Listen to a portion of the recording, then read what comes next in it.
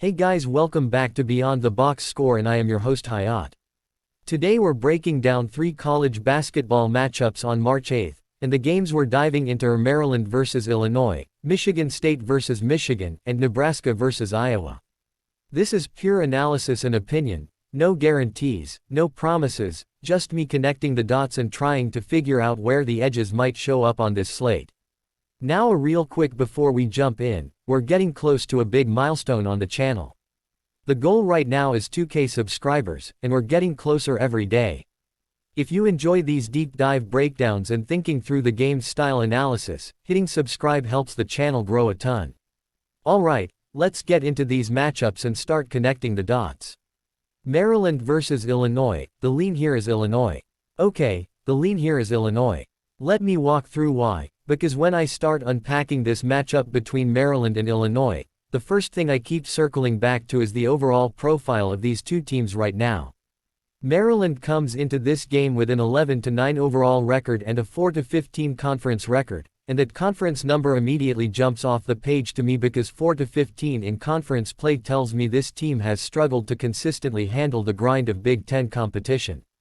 On the other side you've got Illinois sitting at 23-7 overall and 14-5 in conference, and when I see 14-5 inside the same conference where Maryland is 4-15, that gap right there already tells a story about the level of separation between these two teams.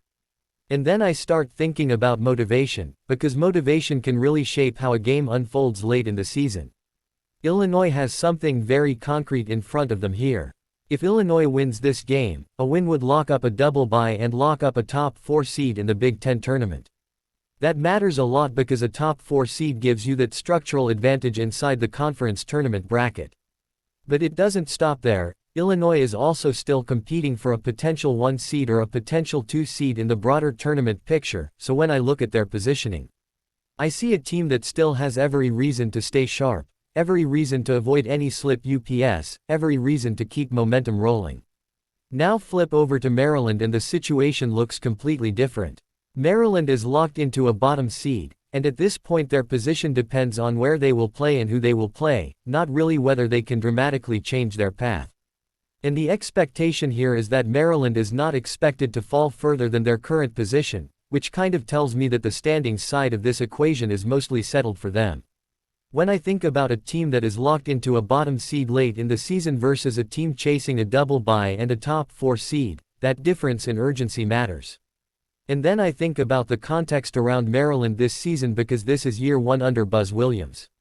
That matters too because first years can be messy, systems take time, rosters take time to settle in. And the reality is Maryland had injuries that played a large part of their struggles this year.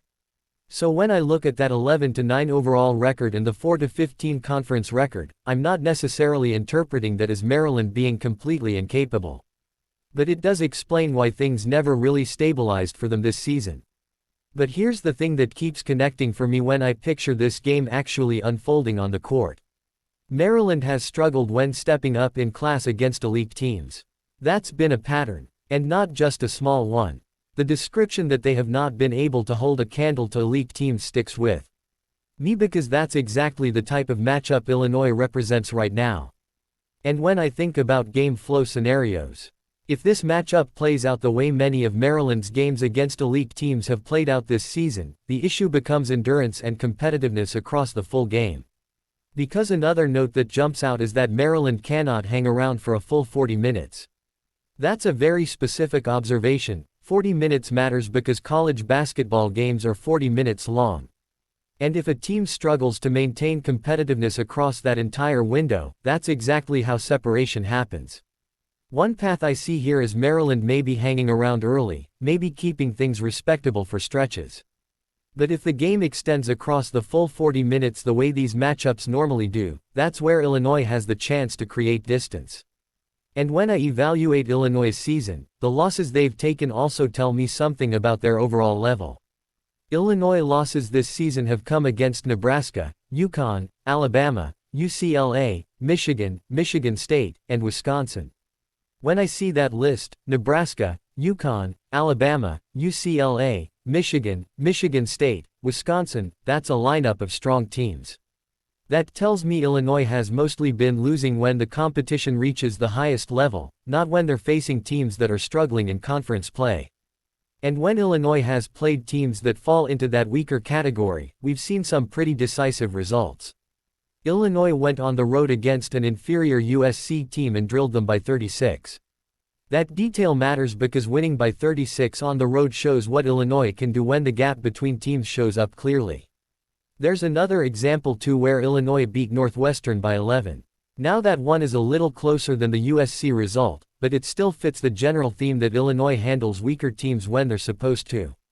Now there are mentions of closer games against Ohio State and Iowa earlier this year, and those matter too because they remind me that Illinois is not completely immune to tighter contests. But when I zoom out and combine everything, Maryland at 11-9 overall and 4-15 in conference, Illinois at 23-7 overall and 14-5 in conference, Maryland locked into a bottom seed while Illinois can lock up a double bye and a top 4 seed in the Big Ten tournament with a win, Illinois still chasing a potential 1 seed or potential 2 seed, Maryland dealing with injuries that played a large part of their struggles in year 1 under Buzz Williams. Maryland struggling when stepping up in class against elite teams and not being able to hold a candle to elite teams, Maryland not hanging around for a full 40 minutes, and Illinois showing the ability to drill teams like USC by 36 on the road and beat Northwestern by 11. When I stack all of those pieces together, the picture that forms in my mind is pretty clear. Maryland looks overmatched in this matchup. The gap between these teams feels large. And if the game plays out across the full 40 minutes the way these conference games usually do, Illinois just feels like they have too much for Maryland. Yeah, when I think through all of it like that, that's why the lean sticks at Illinois. Michigan State versus Michigan, the lean here is Michigan. Okay, the lean here is Michigan. Let me walk through why, because when I start looking at this matchup between Michigan State and Michigan, the first thing that immediately jumps out is the location and the line combination together. This game is being played in Ann Arbor, and the spread sitting here with Michigan minus 10.5 and the total at 149.5 already tells me the market expects a relatively competitive rivalry game but still one where Michigan is clearly the stronger side. And when I start thinking through how these two teams arrive here, the recent results are interesting because both teams are technically coming off wins, but the margins tell a different story. Michigan State just defeated Rutgers by 4 points. That's a narrow win when you consider the context around it, especially when Rutgers plus 19.5 was in play and Michigan State only winning by 4 means that number cleared easily. On the other side, Michigan just defeated Iowa by 3 points. Again, another close game where Iowa was the side and Michigan winning by only 3 created that same kind of narrow margin result. So both teams come in with wins, Michigan State winning by 4 against Rutgers and Michigan winning by 3 against Iowa, but neither performance suggests total dominance heading into this rivalry. Now here's where it gets interesting for me because when I evaluate the spread on this game, Michigan minus 10.5, I start comparing that to where I personally would have set the line. The number that stands out here is the projection of Michigan minus 12.5. If I'm looking at this matchup and I see Michigan minus 10.5 but the projection sits at Michigan minus 12.5, immediately that gap makes me pause. That difference between minus 10.5 and minus 12.5 matters in a rivalry game because it suggests Michigan might still be slightly undervalued in this spot at home in Ann Arbor. And when I start thinking about Michigan's season and how they've handled tough environments, the results actually reinforce that projection. Look at the wins they've put together this season. At Purdue winning by double digits. That's a big one because going into Purdue and winning by double digits is not something many teams accomplish. Then there's the result at Illinois where Michigan won by 14. Again, that's another road spot against a strong team where Michigan didn't just survive, they controlled the game. And then there's the earlier matchup against Michigan State in East Lansing where Michigan won by double digits. That one matters the most for this specific matchup because it shows that Michigan has already faced Michigan State in East Lansing and won by double digits. So if I start building out scenarios for how this game could play out, one path I see here is the previous meeting acting as a blueprint. In that first matchup, Michigan won by double digits at Michigan State in East Lansing. Now the setting flips to Ann Arbor, and instead of needing that same performance on the road, Michigan is back on their own floor.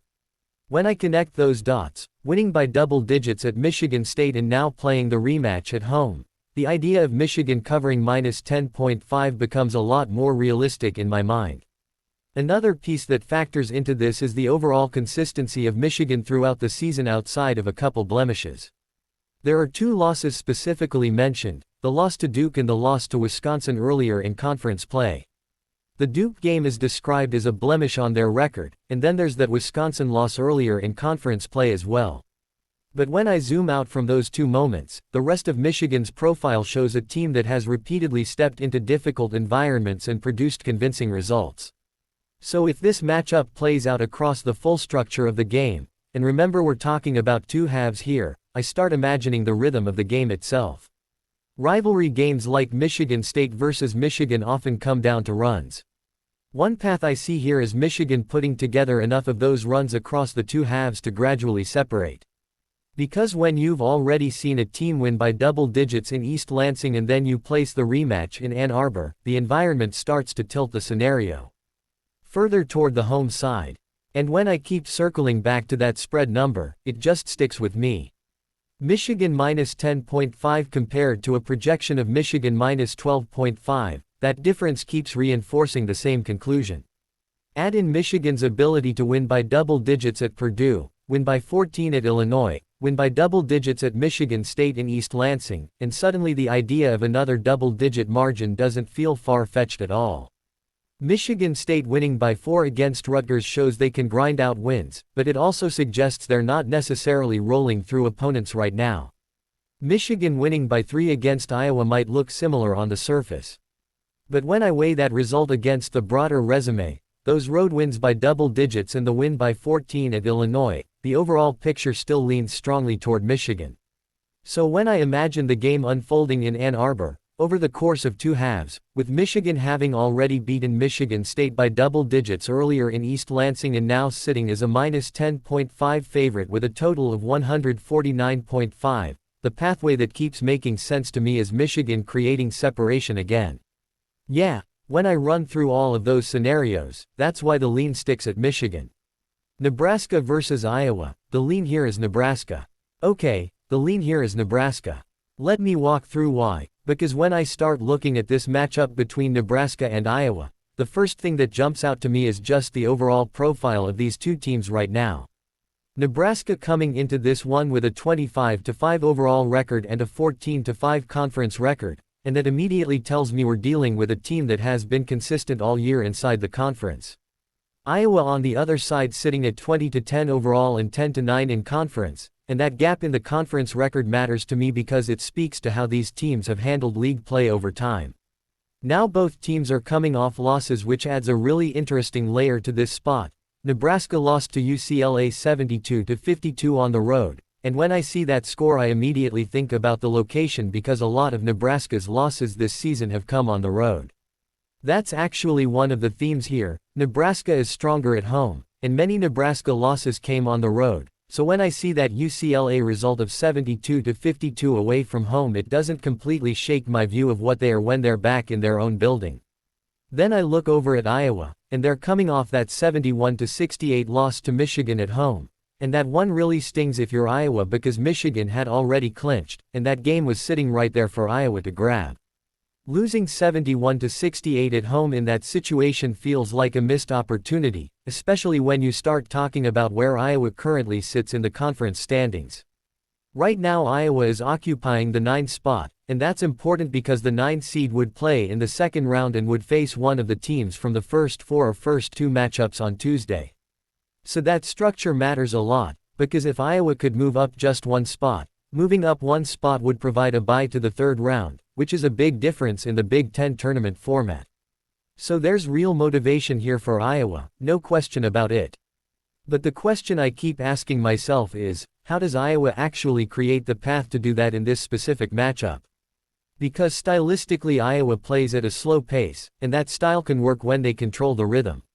The problem is teams can push the pace against Iowa, and when that happens Iowa sometimes gets pulled out of that comfort zone. One path I see here is Nebraska using tempo to disrupt what Iowa wants to do. Because if Nebraska pushes the pace against a team that prefers to slow things down, suddenly Iowa is reacting instead of dictating. And when Iowa is forced into that kind of game, that's where things can get shaky. Another thing I keep coming back to is the offensive consistency, or really the inconsistency, for Iowa away from home. The Iowa offense can fall off on the road, and that's not just a random observation. That's a pattern that has shown up multiple times this season. And when you combine that with Nebraska being stronger at home, suddenly the location of this game starts to feel really important. Nebraska in their own building versus an Iowa team that can struggle offensively on the road, that connection keeps pulling me back to the same side of this matchup. And then there's the emotional angle that I think absolutely matters here, because Nebraska lost to Iowa earlier this season. That previous head-to-head result came on February 17 at Carver Hawkeye, where Iowa defeated Nebraska 57-52. And when I see a 57-52 game, that tells me it was a grind, it was slow, it was physical, it was exactly the kind of pace Iowa probably prefers. So the question becomes, if this matchup plays out differently in terms of tempo. If Nebraska speeds things up a little bit compared to that 57-52 game, does that flip the script? Because that earlier result happened at Carver Hawkeye, and now the setting changes. And the motivation angle on Nebraska's side is huge too, because Nebraska is playing for a top 4 spot. That's massive in terms of tournament positioning. You control your own path if you take care of business in games like this. So what connects for me is the combination of Nebraska being stronger at home, Iowa sometimes seeing their offense fall off on the road, and the pace dynamic where teams can push the pace against Iowa even though Iowa plays at a slow pace. And when you layer in that revenge angle from the February 17 game where Iowa won 57-52 at Carver Hawkeye, it just feels like the situation lines up for Nebraska to flip that result. So when I run through all those scenarios in my head, Nebraska at 25-5 overall and 14-5 in conference playing at home, Iowa at 20-10 overall and 10-9 in conference trying to climb from the 9th spot where the 9th seed would play in the second round against one of the teams from the first 4 or first 2 matchups on Tuesday while hoping to move up 1 spot for a bye to the 3rd round. Yeah, there's motivation on both sides. But the path that makes the most sense to me is Nebraska dictating the environment of the game and forcing Iowa out of that slow-pace comfort zone. Yeah, when I think through all of it, that's why the lean sticks at Nebraska. Alright, that wraps it up for the 3 college basketball matchups on March 8th. Maryland versus Illinois, Michigan State versus Michigan, and Nebraska versus Iowa. As always, this is analysis and opinion only, nothing guaranteed, just me working through how these games could play out if the situations connect the way they look on paper. I'm always curious how you guys are seeing these spots though, so drop a Z in the comments and tell me which game stood out to you the most today, or if you're seeing something completely different in one of these matchups. And if you enjoyed the breakdown, don't forget to like the video and subscribe. We're pushing toward 2K subscribers on Beyond the Box Score, and every single one helps the channel grow. More college basketball breakdowns, full slates, and deep dives coming very soon. I'll see you guys in the next one.